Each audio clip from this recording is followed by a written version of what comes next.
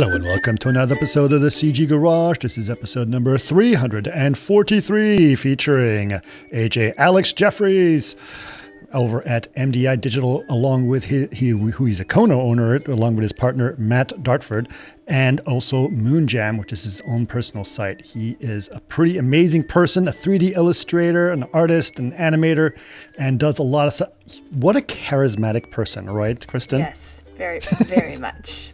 I loved it. By the way, you guys should be watching the video version of this podcast because our good friend Kristen has decided to rent the runway and is wearing very fancy clothes on the podcast. I don't know. It's quite funny. Yes. So she's got some very fancy clothes that she decided to rent every week and just to wear around the house. I love it. All right. So tell us what you think about AJ and the amazing stuff that he's done. Yeah, well, I've actually been in contact with him over the last couple of years just because we have loved his work. And like you said, the podcast, he talks so nicely. It's lovely to listen to him. But he has been a V-Ray OG since its first public beta in 2001. So that's always awesome to hear. And like I said, some of the work he's done, he does this, it's called Monster Project, and it's kids will draw monsters and artists from all over the world will recreate it in their own styles.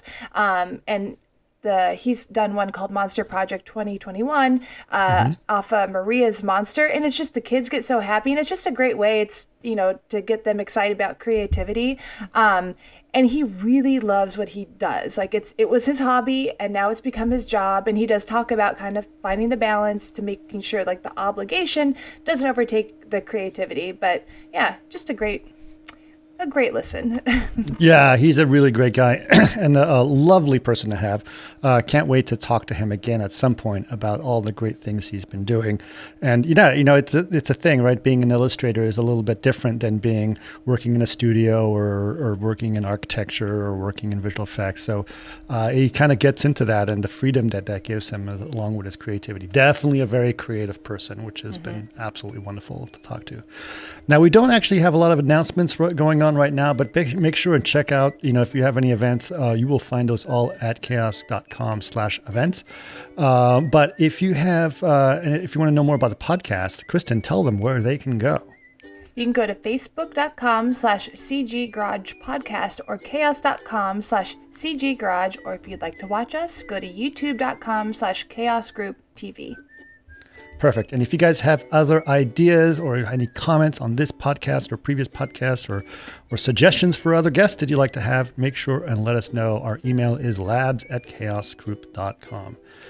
That being said, please enjoy this awesome podcast with Alex Jefferies. Welcome to another CG Garage where the Chaos Group talks. You'll know it's over when the last bucket drops. We're gonna fire off rays in high dynamic range. We know that ambient occlusion is passé. Global illumination won't lead you astray. And while image-based lighting is really swell, you need to make sure everything has Fresnel. Well, it's good. It's good that you're on finally. We've been seeing your work at Chaos. We love your work, obviously. Oh, thank you. And we'd love to sort of know more about you, your origin story, where it all started for you, where your interest lies, and all of the businesses you started and everything else. So it's really great to talk to you and find out more about it. So let's start with this. How did you start getting into CG? What was your first introduction into that? Specifically into CG, my first introduction was some software called Imagine. I don't know if you remember Imagine. Oof. On a Mac? It was on a PC. My dad brought a PC home from work, and it was a really, really old one. But it was quite exciting because before that I had an Amiga, so this was like something that was like properly a computer. Okay. And I basically there was a magazine and it had some free 3D software on the front, and I was already aware of 3D stuff because of the short films that Pixar made like Tin Toy and Luxo Junior, which I'd seen. And this was like my first chance to try and do it myself. But the program wasn't great, and I definitely wasn't great, but it was still a really good introduction to that world. And I used to make little sort of silly animations that were pretty terrible, but yeah, kept me entertained. And then from there, Toy Story obviously came out probably about a year later, and that's when everything went nuts because I was like, okay, I have to do this now. I have this. This has to be my thing. I really, like a lot of people, I was like, right, I'm going to go and work at Pixar. Right. And spoiler alert, that didn't happen. But I didn't know that at that point. So I went to my careers advisor at school and I said, I want to do computer animation. And weirdly, he turned around and said, oh, I know exactly where you need to go. And I lived in this was in the 90s, I'm assuming, right? Yeah, this is like late 90s, about 97. That's pretty amazing that they would know that in the 90s where you could go to do that. Well, the weird thing was, I lived in a town in the south of England called Bournemouth, and it's like a seaside town. It hasn't got a huge amount going on. It's quite not lovely. It's quite pretty and picturesque. A lot of tourists. And he said, "Oh, you're going to go to Bournemouth University," and I was like, No. I'm not. I want to go I'm probably going to have to go to London. I imagine I might have to go to America. Right. And then he's like, no. And he handed me this brochure and it said NCCA on the front and it was the National Centre for Computer Animation. And it was at Bournemouth University. And it was weird because I was literally on their doorstep. I lived in a housing estate opposite the university and I walked past it every day. And I had no idea. This was there. So that was quite exciting. And I was like, well, this is destiny, obviously. Obviously. Universe is pointing me that way. What I didn't factor in is that, because I was already doing my A-levels, which were the qualifications you need to go to university. And I wasn't doing maths and I needed to do maths to get onto that course. And I was like, I went to the university and I said to someone, I said, I'm doing art and I'm doing computer studies. Isn't that enough? And they were like, no, you have to do this. And I was like, I really don't like maths. And but opposite that there was an art college called the Arts Institute, which I think is now the Arts University of Bournemouth. But they did loads of great courses and I decided to jump ship to there and do a foundation course for a year and sort of try my luck at loads of different things because you could study you do a term on photography, a term on animation, and it was great. So I did that instead. And then I reapplied to the course at Bournemouth and I said hey, I've done a year here now. And they went, did you do maths? And I just went, no. They went, well, really sorry, we can't help you. So I was really crushed. But I'd also applied for a couple of other courses that I'd enjoyed, like illustration and animation at the same art college I was at. And I figured, that they're still great subjects and I can still maybe in my own time sort of work on 3D stuff. But I didn't get into either of those either. One of the problems was I was so obsessed with 3D. My portfolio was mostly 3D stuff. That's what I really enjoyed. So when I went to the interviews, I didn't take any of the 3D stuff with me because I thought they wouldn't want to see it. The illustration course, I thought, I'll take this drawing I've done and a painting I've done, and they were just like, no. And then the animation course, I was like, here's a 2D cell animation I've done, and they were like, no. So at this point, I was completely just cut adrift. I didn't know what I was going to do. And a friend of mine was on the illustration course that I'd not got onto, and he said, come and see our end of year show. So I was moping around, going this works all brilliant. I'm not going to get to do any of this. And then on the wall was this amazing 3D render of a Lego figure. And it was obviously CG. And I was like, why is this here? This is an illustration course. And then my friend went, they teach 3ds Max. Have you ever heard of it? There's a guy who comes in and teaches us it. And I was like, what? How did I not know this? And so basically I then pleaded with the woman who ran the course and I took in all my 3D stuff and I went, I do this. And she was like, oh, okay. Yeah, you can do the course now. So I did manage to get on, which was quite lucky. Right. Yeah, and then from there, so it's a really long story that's not very exciting, but from there, it is. So it turned out the ex-student who would come in and teach 3ds Max, he'd left the course about 7 years before. He had his own studio in Bournemouth, doing 3D computer graphics, and I didn't really know what they did, but when he came in, he brought with him that student whose amazing artwork I'd seen, and he put their showreel in. He's like, because it turns out he just hired him, and he put his showreel in. And it loaded up and my jaw hit the floor because it was like artwork from games that I'd played and magazines I'd read, and it was like Turok Dinosaur Hunter and I don't know, Shadow Man and all these games from the 90s, and I was just like Duke Nukem 3D, and I was like, I've seen this, where have you been hiding? How do you do this? And it's just I just sort of I didn't physically grab him, but I was like, I must know how to do this, please. Right. So from there, I then spent the next 2 years really sort of hyper focused on getting hired by that studio, and I pestered them a lot. I did all the things you're not supposed to do. I didn't leave them alone. I emailed them, but I also worked. I worked on my portfolio. This is terrible advice. Don't ever do this. But so yeah, I also worked on my portfolio, and yeah, I also had a brief stint working at Rolls-Royce because some other ex-students worked there, and they came in for a talk, and I saw all their 3D stuff, and it was amazing. And I was like, can I do some work experience there? So me and my flatmate ended up spending a summer there. And that was a really good experience because I did loads of technical work, and I learned a lot. And the most important thing I learned was I really didn't like doing technical work. Yep. Because I remember we were doing like these animations to so when engineers would repair an engine, they would know what to do and what not to do. And the only one I really liked was there was a guy who was changing the fan blades of the engine, and he put his hand in and it got cut off, and they had loads of like blood spraying everywhere. And I was like, oh, I want to do that. And they were like, no, that's already been done. You do some more boring stuff. So so I didn't enjoy that, but it was a learning experience. And then from there, basically, as the course wound down to an end, I was really sort of hovering around that company and sort of really going, oh, it would be great if someone gave me a job. And thankfully they sort of took pity on me and said, yeah, you're okay, you can start working. So I ended up working there as a studio called Digital Progression for 7 years. Wow. And I basically switched entirely from sort of wanting to do 3D animation and Pixar to doing 3D illustration and sort of stuff for games and architecture and all manner of stuff, but all sort of for print and things I didn't realize you could do with 3D. And so I did that for a while. And then, then Matt, the guy who was the Lego guy, which is what I keep calling him, he'd left after a few years and started his own studio in a town called Norwich, which is about 250 miles away. And I kept in touch with him. He's a nice guy. And after about 6 years there, I started to get itchy feet, and I was like, I enjoyed it. It was a good job. I learned a lot, but I was also like, I kind of want to get back into the animation thing. I really wish I'd stuck with that.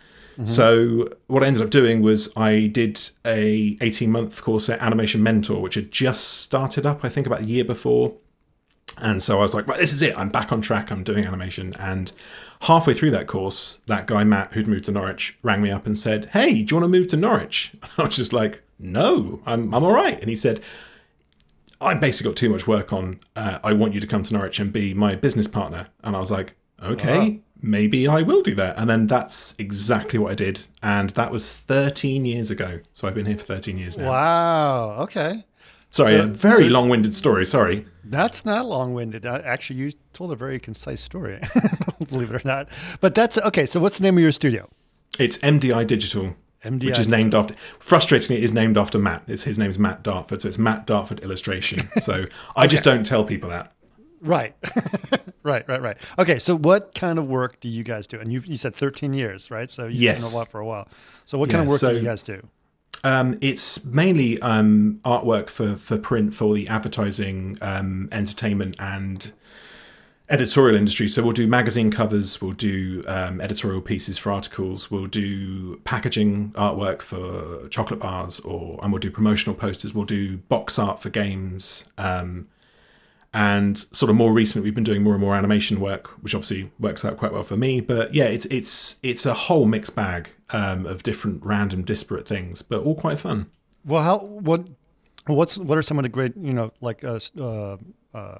customers you've had? These chocolate bars and stuff like that. So I can imagine. I mean, there's like so much stuff is out there that needs to be rendered, right? Yeah, there is, and thankfully, some people do come to us, which is nice. The biggest one we did is I did a job for Cadbury's. Well, we both did a job for Cadbury's, I should say. And that was a 2-year project, and I think we did 100 illustrations in that 2-year period. So it was pretty intense, but that was a really good job and really fun. And basically, our artwork was on their chocolate bars, like all over the world. Like I'd go to different countries and just sit and go, oh, hey, I did that, and then people would just say, who's that weird guy? I get that a lot though. Yeah. So yeah, that was brilliant. And then that bounced. People saw that, and then we got to do other stuff. Sometimes for other brands that Cadbury's owned, and sometimes it was just other, chocolate manufacturers. But that was a lot of fun. And yeah, I'm sort of racking my brains for other things we've done that are similar. But yeah, it's honestly, we do such a broad variety of jobs. Like, And do you like the illustration part of it? What's the thing that attracts you? And then would you still want to be the guy who goes to Pixar and does the whole thing, or would you, or do you like, you know what, I like this illustration thing because I can do so many ideas, or it's not as restrictive, or I don't know. It's a little bit of both. Basically, I do love the illustration part of it. I really get a kick out of. It's hard to describe. I like an image that tells one story. I like it if you can make that. Yeah, that's that. When I applied for that illustration course, that's what I wanted to do. I wanted to do like illustrations that when you looked at it, almost concept art level stuff where you could see it and there was a story there, and you were like, oh wow, I understand what's going on here. Mm-hmm. So that aspect I really like, and because I've been doing it so long as well, I'm very familiar with it. So I like, it's. I don't want to say it comes easy, but it's like it's almost part of me. Like I've done it for so long, I can't imagine doing anything else. I really like it, I enjoy it, but also it's just my thing. I just do this now. But in terms of animation, I do. In the last sort of like 5 or 6 years, I have found myself drifting back towards animation because.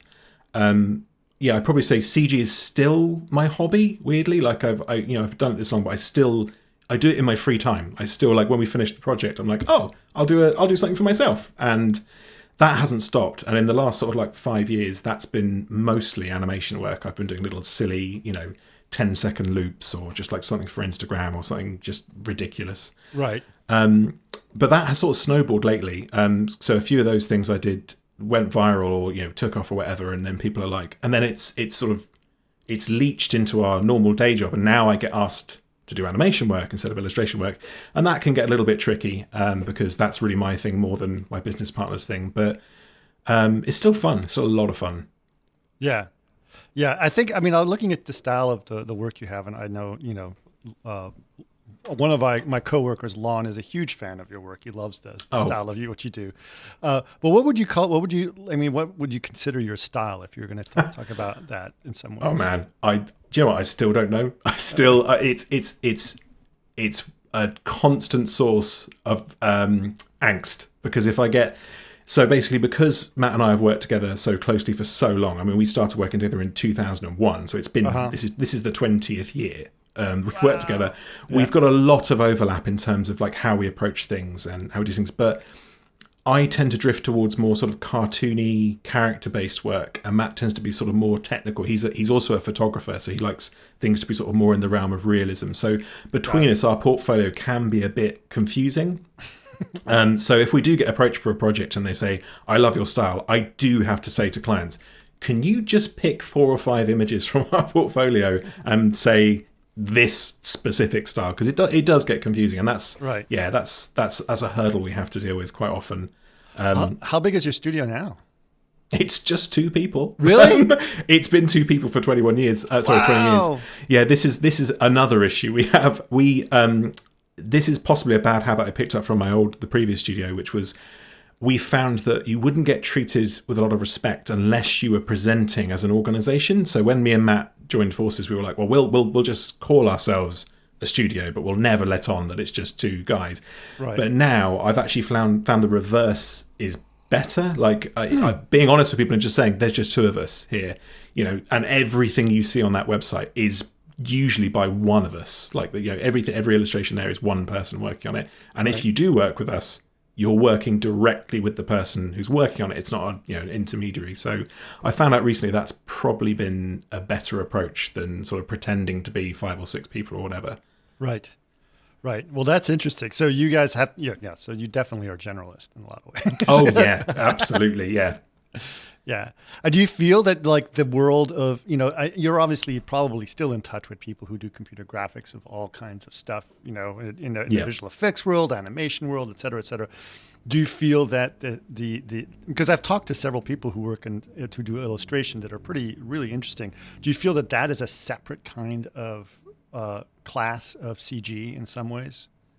Do you know what? I have. I've always felt it's always been weird. Because like I said, I've been obsessed with CG for a long time, and I've always been on forums, and I've always been on websites, and I've always kept my ear to the ground, and I'm interested in every new development that happens. It's interesting to me, but I've always found when I meet people who work in specific industries, it's really hard to feel like we do the same job, because there's obviously, even though there's overlap, it's such different disciplines, it's such different worlds, you know. And because, like you said, I'm basically a generalist, and for years effects work was all specialists. And when I did Animation Mentor, everyone doing that course was, you know, their goal was, I'm going to be an animator at a studio, not I'm going to animate my own things. It was like, I'm going to get this job, which makes sense. Right. So yeah, it's always been weird to do what we do and talk to people about it, because the work we do doesn't necessarily fit in with people's like ideas of what illustration is, because it's 3D and CG, and they're like, oh, illustration, you sit at a board with watercolors and a pen and it's beautiful. And it's like, no, I don't. I sit there with primitives and spheres and, you know, Max script open and whatever. Right. And yeah, so that in that respect is difficult. But I have to say, in recent years, I've found myself using a lot of tools that visual effects artists probably would use, just because it's quick. So, you know, if I need to scatter objects over a surface, I'll use Tyflow. If, you know, I need to like create an organic surface, I'll use VDB meshing or something similar. So it's there is overlap, but yeah, I think it would be difficult for me to get into VFX, and it would be difficult from someone from VFX to do what I do. So yeah, they are quite distant in that respect. It's interesting you say that, because, you know, it's actually, I've found in more recent years that the generalists are back in visual effects. I mean, in fact, ILM has a whole department called the generalist department. Oh, excellent. And so they kind of, you know, solve the problems that a big department, you know, one-off problems, right? So they just you do the whole thing, you know. Oh, that's fantastic. So that's interesting, but it's true with, you know, what you said about tools, like how, like, you know, 20 years ago, your tool of choice was probably Max. Is that what you said? I think it was Max, right? Oh yeah, I've been using Mac since 1998. Okay, so Max is a tool, but there are a lot of tools now that have sort of crept into your arsenal of things that you've been using. So what are some of those things that you've you found? You mentioned Tyflow as something interesting that you use. What are some of the other tools you get out there? Yeah, honestly, you could, if you wanted a whole podcast of someone singing Tyflow's praises, I would be first on. Honestly, it's incredible. I mean, I've been trying to get him on this podcast, by the way, but he said he doesn't want to do I'll it. poke him. Okay. Basically, because Tyson's been around like for years. Back in CG Talk, when I used to be on CG Talk years ago, I used to do mini animation challenges, and there was this like 16, 17-year-old like wunderkind called Tyson, and he would enter this competition, and he was incredible, and it was so unbelievably crushing. It was like he was so young and so talented, and you're like, he's going to do really well for himself, and obviously he has. But most importantly, he's also like reinvigorated like an entire community of Max users. It's like, Tyflow is incredible. I love it. I absolutely love it. But yeah, as well as that, the biggest thing that I adapted was probably ZBrush when I first got my hands on that, because in terms of, you know, years and years and years of poly modeling and, you know, edge flow and for that to suddenly just disappear and to be able to do whatever you want was, that was astonishing. And because I work for stills as well, I don't have to worry about topology. I often don't have to worry about, you know, rigging something for animation. It can just be a one-off. So ZBrush was incredible. It was just like I can just get in there and actually just sculpt things. So that was remarkable. Obviously, V-Ray is an absolute lifesaver. I've used V-Ray since the first public beta, which I think was 2001. Yeah. So I literally the day. Were you I on the could Delphi use it. forums? Do you know what? I wasn't on those forums. It wasn't until they switched that I actually joined and started contributing or like commenting. Right. But yeah, I remember I secretly installed the beta at work. I wasn't allowed. My boss said you can't install that, and which is fair enough. You know, you shouldn't have your staff installing software without your permission. Right. But I snuck it on because we were doing a job, and it was quite a technical project. It wasn't particularly exciting, but you could see inside an interior space.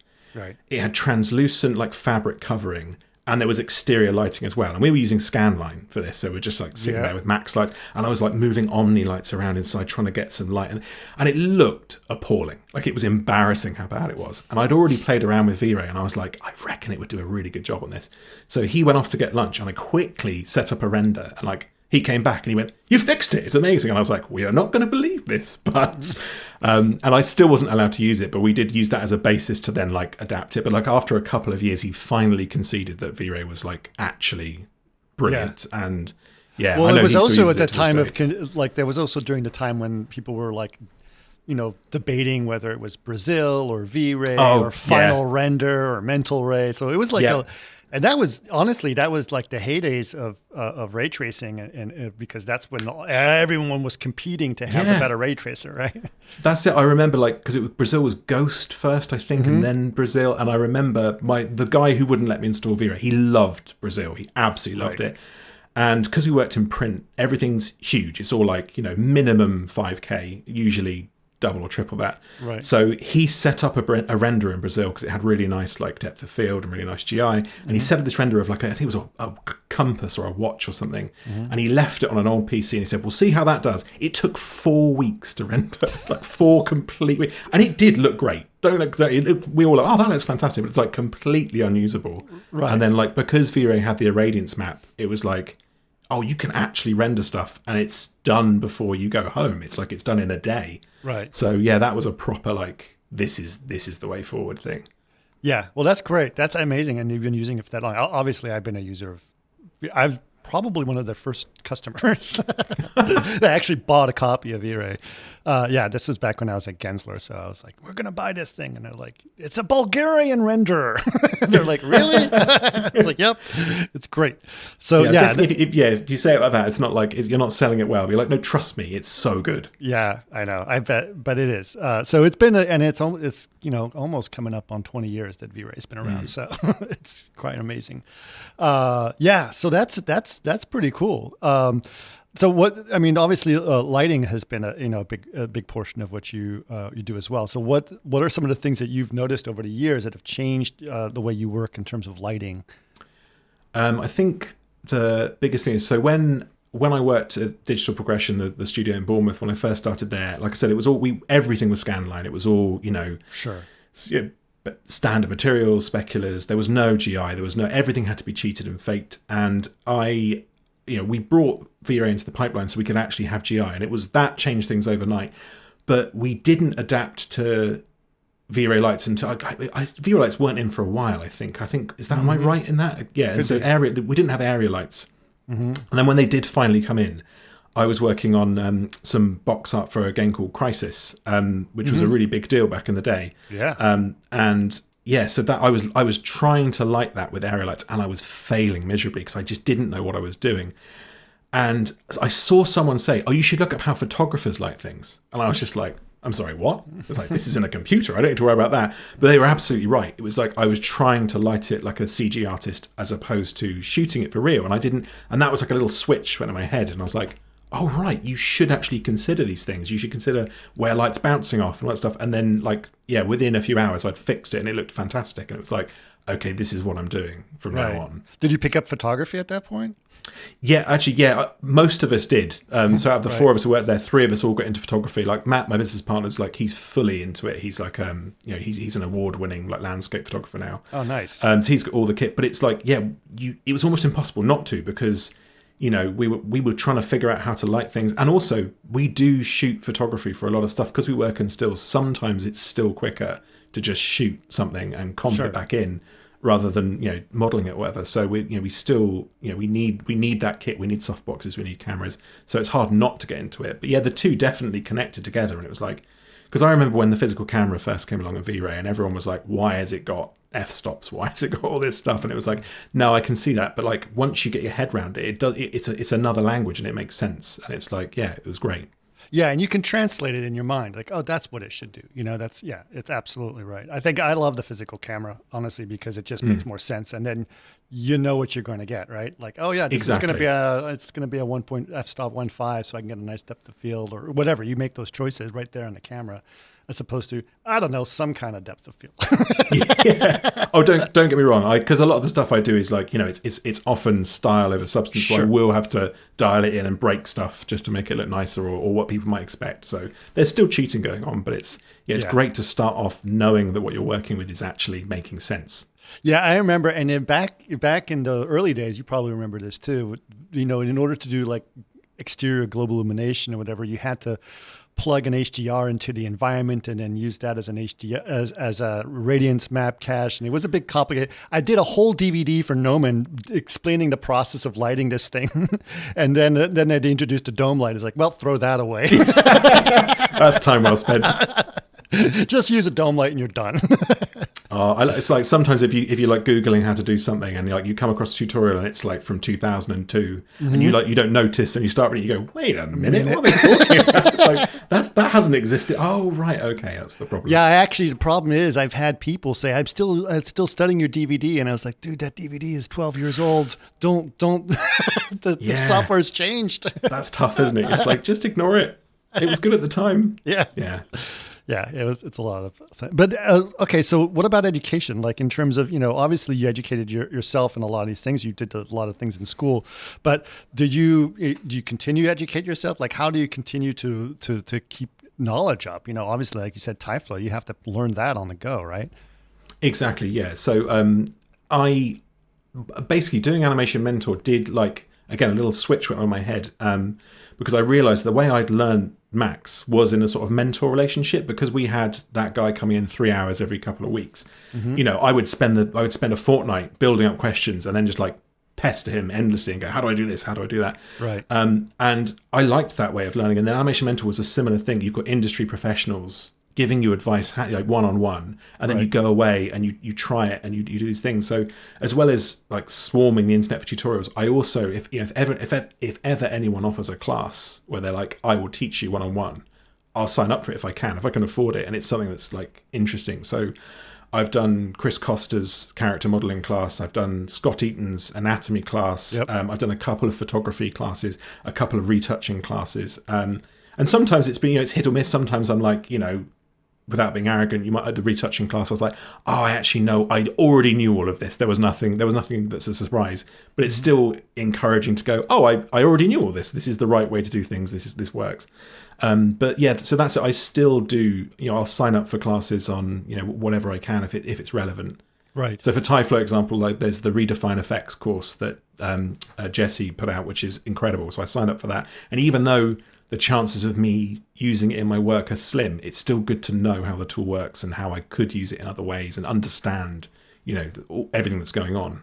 And do you feel that sometimes, because you do things in CG and you like, let's say you pick up Tyflo or whatever, right? And then like, now does that change your creative decision making, like in terms of how you do things, or do you like oh, I want to keep doing this, and then somehow it affects what your artwork looks like? Do you know what? I think about this constantly because the number of times I pick up a new technique or tool and the next job that comes in is perfect for whatever I've just learned. Right. And I think if I hadn't picked that method up, if I didn't know about time mesher, or if I didn't know about, this way of using subsurface scattering, I still would have got the job done, but I wouldn't have known this technique. So like, it's weird.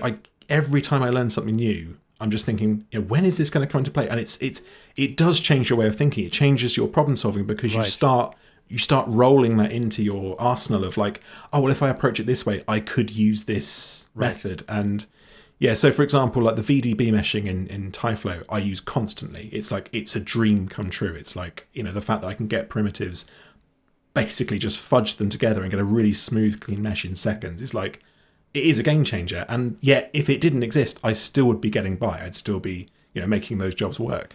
Well, yeah. I mean, you were mentioning it earlier, like, how you do creature design. Like Alex Alvarez, he was modeling creatures, at Gnomon with NURB surfaces and just stitching them together for like, and then ZBrush came along. It's like, why have I been doing this? It's like trying to make a creature with quilting material, it doesn't make any sense. And so, but it's true that I think, I always use that saying, it's like when the only tool is a hammer, then all your problems look like nails, right? And so if you have more tools, you can do more things and you have more ways of solving problems. And I think your brain can sort of like expand in a lot of different ways.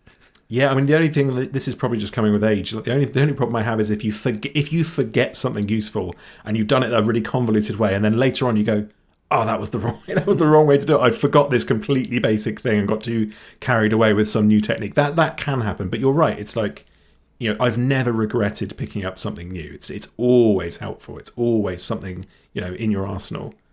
Yeah. Now, now that we've talked about some of those things that affected your work going forward, what are you anticipating? What do you think that's going to be the next thing that's going to change the way you think about things? Oh, do you know what? That's a really tough question, because I'm constantly surprised. Like, things come along and I'm just like, I didn't know this was going to be a thing, and then it's brilliant and useful and amazing.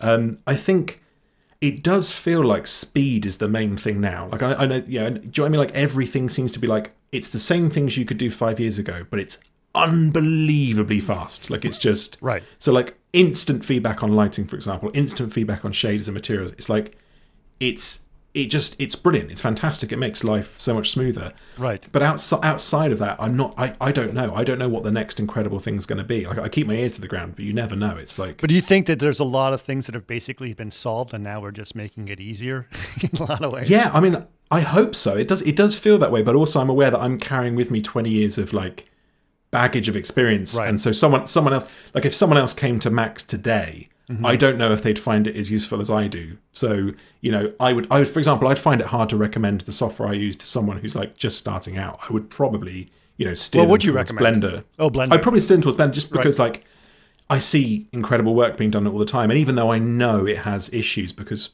people I know who work professionally are like, oh, it's got this problem or this hang up.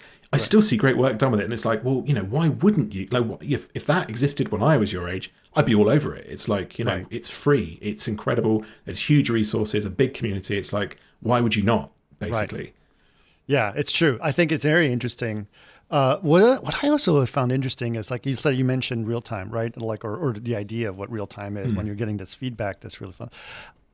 What's interesting is things get really, really, really, really fast, but some of it is regressed in some ways to different techniques. Like, for example, I've been using Unreal and looking at what Unreal can do, and it's absolutely amazing how fast and incredible tool and the amazing thing can do.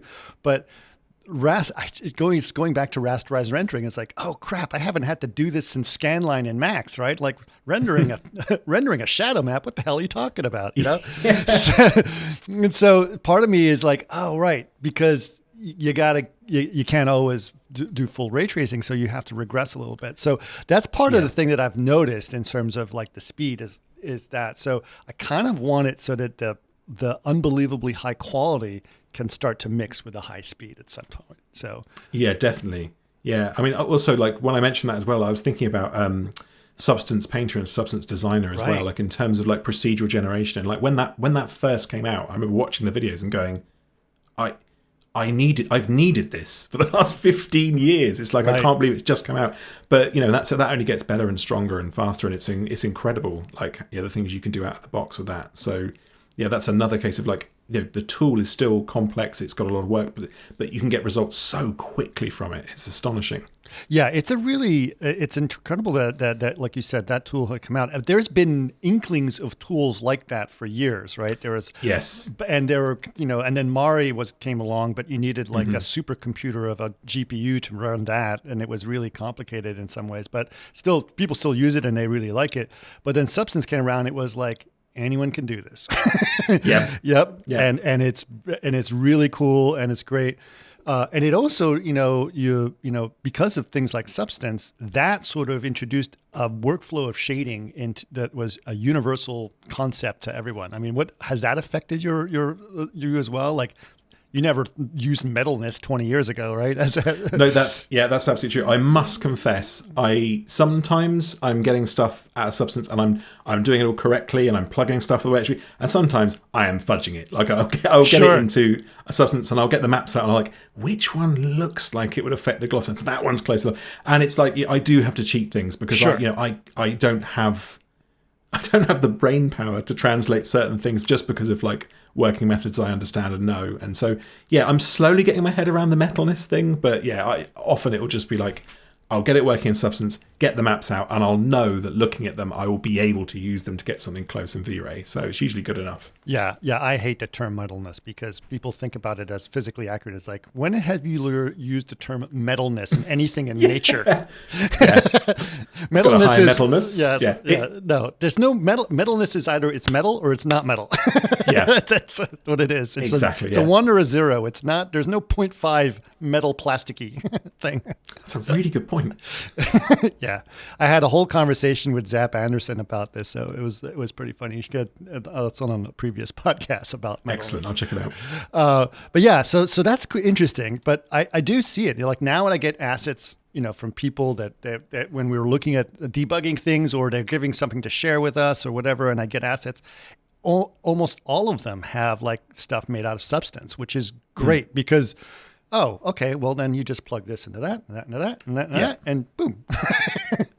Yeah, I still don't know. This is my own lack of knowledge. Normal maps, I've never got my head around the correct way to use normal maps. I still find myself, I will plug them in and I will toggle every version of it until I'm like, yeah, that's the one that works. Okay. So again, that's just my own lack of experience. But normal maps evade me. I still haven't got my head around it. Yeah. Well, I can understand. Honestly, I'd rather not have anything that's a normal or bump map. I'd rather have it just pure displacement everywhere, and then then it's real. Yeah. I was going to say that's when the people from Unreal start crying. Go, what are you doing? Yep. Lots of polygons. No, that's it. And again, one of the benefits of working in print is I've never really had to care about poly count. So some of my max files are absolutely obscene. It's just like, they're gigabytes of stuff. And it's like, people are like, what? If ever I've had to share an asset, which I'll often dissuade clients from doing, because for that very reason, I'll be like, what you're getting isn't what you might hope you're getting. You're not going to get a character you can animate. You'll get like a big lump of polygons that you may or may not be able to use. And and they'll be like, why is this so big? And I'm like, because no one had to work on it but me. And it's like, it's for a still I don't image. care. I just don't need to care. That's the problem. Yeah. No, absolutely. And it's interesting because you look at your work, obviously you look at the illustrations and they're like very cartoony, like you said, and playful, and they look fairly simple. Oh, if you saw my geometry, you'd be physically sick. They're going, this is insane. Yeah. Yeah. But that's interesting.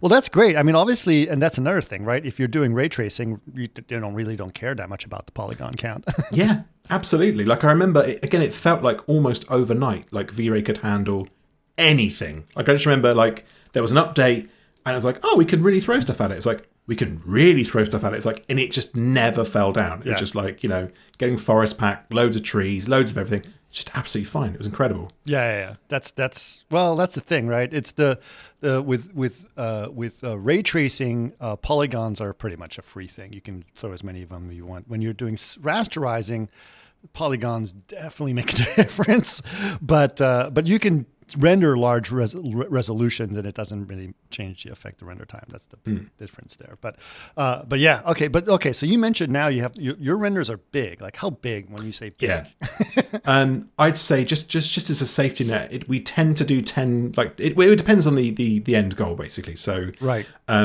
Because if we're doing stuff for advertising, it tends to be needed, like say for a billboard poster, which is going to be seen up close. So that poster needs to be 300 DPI, but it could also be for a huge hoarding, like a 96 sheet billboard. But obviously that'll have a lower DPI or LPI, which means the image doesn't need to be so big. But I've done renders that were 30,000 wide. Wow. Because, that's where it needs to be. But I'd say the lowest is probably 10K. We tend to do sort of 10K as a bare minimum. With 30,000, I mean, your frame buffer takes up all your memory at that point. Like, how do you do that? Yeah. That's when the V-Ray, like save to the V-Ray image was an absolute lifesaver. There you go. When I did that artwork at Digital Progression of the Crisis box art, they needed the full character they were going to make a cardboard standee, like to go in shops. So you'd have the guy in his big, like, mechanical nano suit. And that was huge. That was 25,000 pixels high, I think. But he had displacement on him. He had tons of geometry, ray tracing, GI, everything. And yet I couldn't render it. Like I had to write this email to the client going, I'm really sorry, due to my own like hubris, this will not work.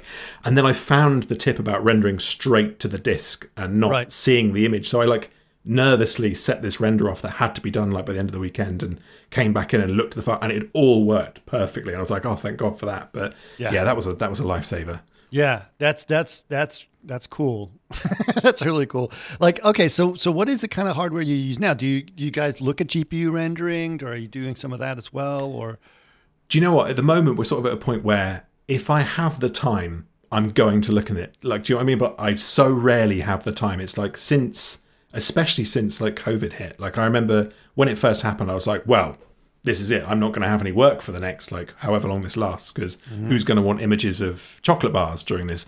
But that didn't happen. And instead, the opposite happened. Right. Everyone suddenly had to pivot from, we can't shoot this commercial, so we're switching to CG. We can't shoot this, we need to retouch it. So it was just like, oh, so I suddenly got swamped with work. So I haven't had any free time, but I desperately want to. And I keep like, every time I jump to GPU rendering, there's always something that trips me up. And it's usually because I've set the scene up for CPU rendering and I brought it back and there's something that doesn't work. There's some setting that it just doesn't allow that I haven't noticed. But I reckon if I was aiming to work with it, it would probably be okay. But again, I don't know when that time's going to happen. So one thing I have noticed is, this is like an in-joke that me and my business partner have, is I can't make a render take longer than an hour with V-Ray. Like, so even if I'm doing stuff, we've got like incredible PCs now. We've got basically we've got 2 each, and they're about 56 cores each, which is very handy.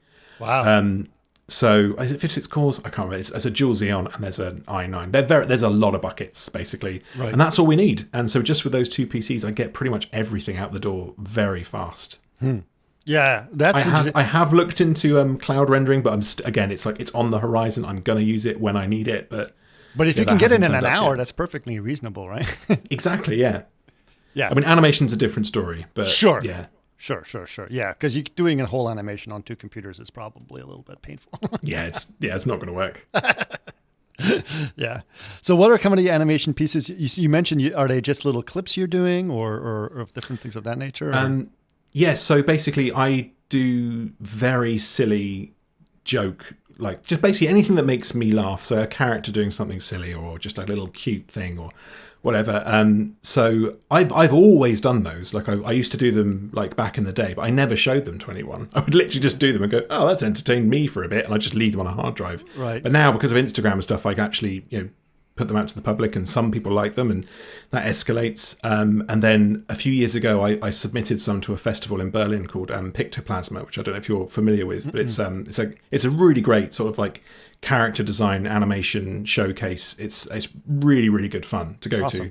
to. So I submitted there, and they accepted it, and they showed 3 of my like tiny like 5-second loops like bodged together.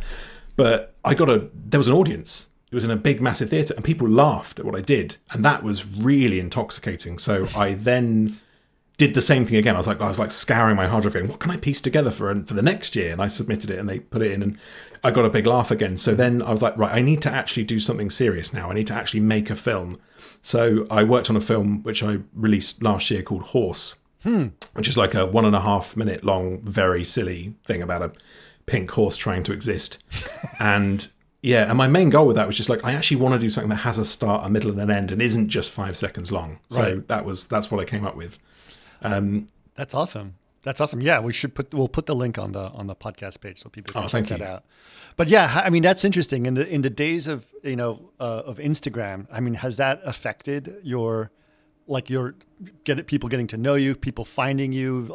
How does a group like you sort of find new customers and get all that out there? Well, yeah. I mentioned earlier about how we found that being perceived as a studio is almost detrimental now. Yeah. One of the weird things is I've always had my own personal website, and even though I'm working in the studio, I will stick all of my own stuff on there. Mm-hmm. And when Instagram happened, I was like, oh, I'll make my own account. I'll put some stuff up there. But then people started coming directly for me for work because they quite liked, like, they were like, I want that guy. And like, irrespective of the fact that I worked at the studio, they were just like, we want you. Right. So that was really interesting. And I spoke to my business partner. It's like, it's probably worth me keeping both things going because we're getting work and it's coming to me, but it's like, we're both doing it or we're both working on it. Right. So I've now sort of like, I hate using the term brand. It's horrible, but like I've sort of, my name is becoming synonymous with a certain type of project, and that gets bandied around, and then people have found me on Instagram and approached me, and I've done some amazing jobs. I just did a job with a great music video director called David Wilson for Spotify, and that was like purely from him coming across my work on Instagram. So yeah, that's a surprising avenue of work that's just popped up. Right. Do you find that that's another like kind of thing that you guys are doing like a lot of work for just going straight to Instagram, not even on a billboard or any kind of print thing? Do you know what? I haven't. I've maybe one project I think was purely social media only, but Right. the animation work, yeah, definitely. There's definitely a lean towards this only ever needs to be seen on the web, so it does not need to exceed these dimensions or whatever. It's really weird working in vertical video. I really don't like it. It's horrible. That is weird. But yeah, it's just like, no, it's wrong. You're missing all that anyway. But I digress. So yeah, We're but old. in terms of in terms of print images, no, we're still getting stuff physically made, and even if it's not seeing print, people want the file to be big enough that it could. So yeah, there's probably some jobs we've done that never actually physically were made, but you make it big enough so that if they Exactly, have that yeah. option. Yeah. Yeah, I mean, if a client turned around and said, we need this illustration, like 1920, 1080, I'd be over them. I wouldn't trust them, first of all. I'd be like, no, you don't. You need it bigger. But it would be amazing. I'd get stuff rendered so quickly. Yeah. Yeah. That's awesome. That'd be good. So, but it doesn't sound like you guys seem to be fairly happy with the stuff you're doing. You don't seem to want to expand or increase the studio. I mean, I think you're doing a lot of stuff that you love to do.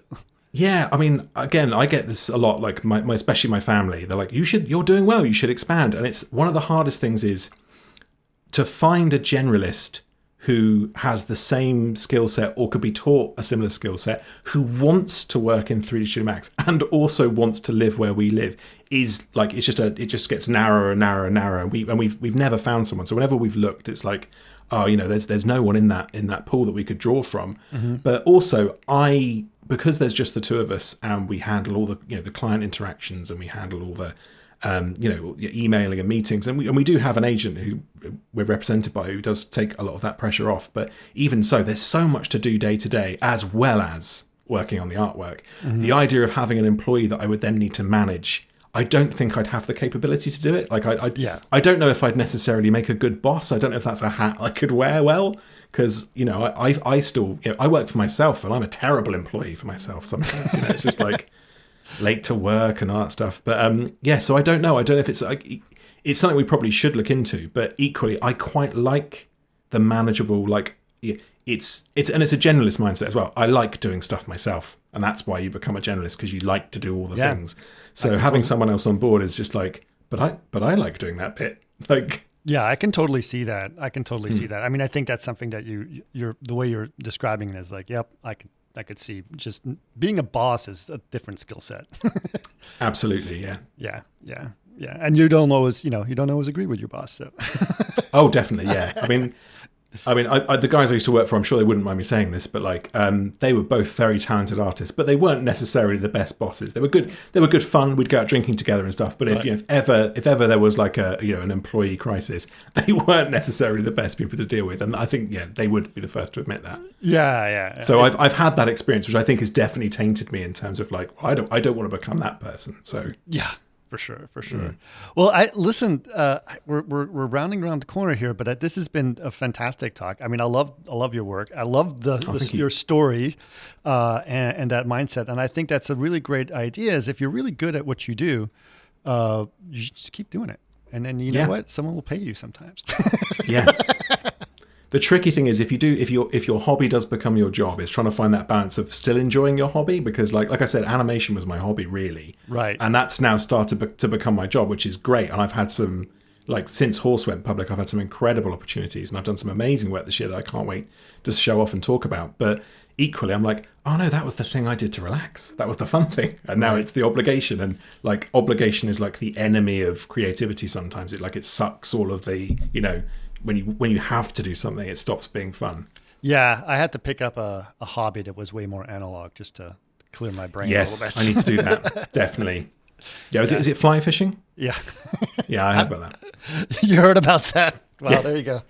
Yep. Yeah, I make these little flies. So like yesterday, I was like, turn off the computer, and it'll make these little nice. Flies. So there you go. That's the little, cool. That's called a carbonator because it's for carp fishing.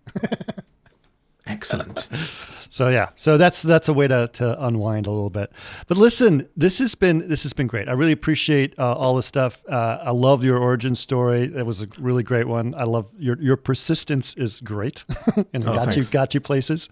And also the fact that you were there in the early days of V-Ray.